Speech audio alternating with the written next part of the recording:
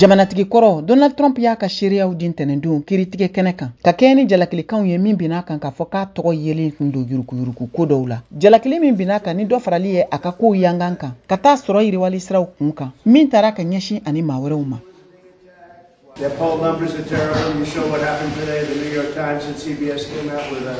ayala se ko kiritigala mi ni kiriko be u ka bulu kan ye nyana tomoli ke ka ta fankelen fe ni ka ale ka fan labla aye jalaki bin ka ta procureur général kan ka foka ye ni kiriko ina teme ka ta na ye politique ko fanfe hakli falen kuma kan munu ni olu yele na ɲɔgɔn kan min ya yira ka foko jamanatigi kɔrɔ Donald Trump ye aka tabolo hakli na gɛlɛnw yira ni kiritigɛ in kɛnɛ kan ayi cɛ ka bɔ jalakili kan bɛɛ lajɛlen kɔrɔ aka ni sheria di sen fɛntɛnɛndu ye aka kumakan fanba bɛɛ lajɛlen bɛn hakli na dɔw ma min bɛ tali kɛ jalaki binina ka taa kiritigɛla ɲɛmɔgɔ procureur général fanfɛ min y'a yira ka fɔ ko Trump ani a ka cakɛda yala wula kama ka dɔ fara u ka sɔrɔ u yakubayali kan gafew kɔnɔ ko walasa ka se ka manada wari jiginɛsow n'o ye bankiw ye ani ka fara a ka cakɛdaw ka surunadoni taabolo kan n'o ye assureur ye wa ko baara ninnu bɛɛ lajɛlen kun cɛra bɛnkan dɔ fanfɛ ka taa jago o labɛnni baaraw lakilenni fanfɛ a y'a yɛrɛ disi gosi n'a ka dugukolo ko baaraw ye n mago bɛ $1 miliyari de la ka tɛmɛ nafoloso cakɛdaw kan wa ma sɔn